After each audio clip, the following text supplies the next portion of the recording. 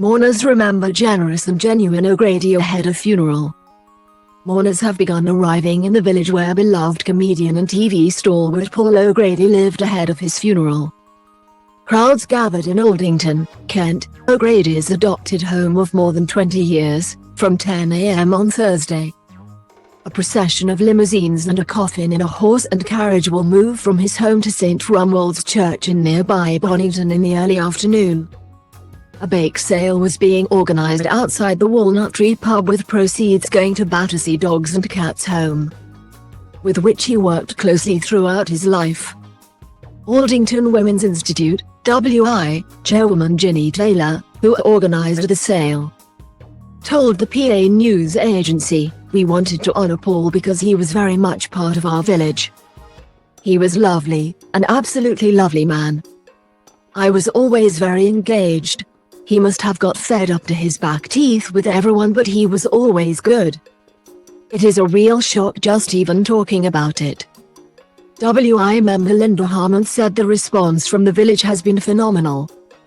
She said, "We have had other celebrities living in the village. Paul was the one who gave back." Anne Mantello, 61, left her home in Canterbury at 9 a.m. to be in the village for the funeral. She held back tears as she explained how she had to be here when she heard the news of the star's death. She told the PA news agency, "When I heard about Paul, I just felt I had to be here. Just because he is one of the genuine people. A lot of celebrities come across one way, but they are so different in real life. It was just the real deal with Paul. I just want to stand with the people of the village." She added she hopes the bake sale and a guard of honour with dogs from Battersea raises the profile of the charity in a similar way to how Dame Deborah James raised awareness of bowel cancer. Walnut Tree landlady Karen Barrett told PA O'Grady had been a regular and was lovely. She said, "I don't quite know how I feel about today, to tell you the truth, until he comes past, and I am going to cry. It will be real. He was just lovely, and if you didn't get to meet him, then you missed out on life. You really did. He was just great."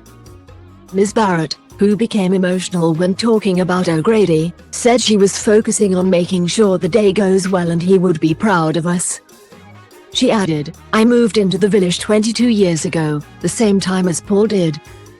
A church warden preparing for the private funeral service at St. Rumwold's Church said O'Grady was popular in the area. He told PA, "I last spoke to him in December. I met him in Waitrose. I told him about our carol service. He asked after the church because his former partner was buried here years ago. He used to come to church occasionally. Paul did after that, but not recently. He was popular in the village. He opened school fetes. He didn't hide himself away. He talked to people. He was popular in the village. Nobody has ever said a bad word about him. He was a lovely man." O'Grady, who rose to fame as his drag alter ego Lily Savage before going on to host a string of television programs, died unexpectedly but peacefully at his home on the 28th of March at the age of 67. Born in Birkenhead on the Wirral, Merseyside, he later adopted Kent as his home for more than 20 years.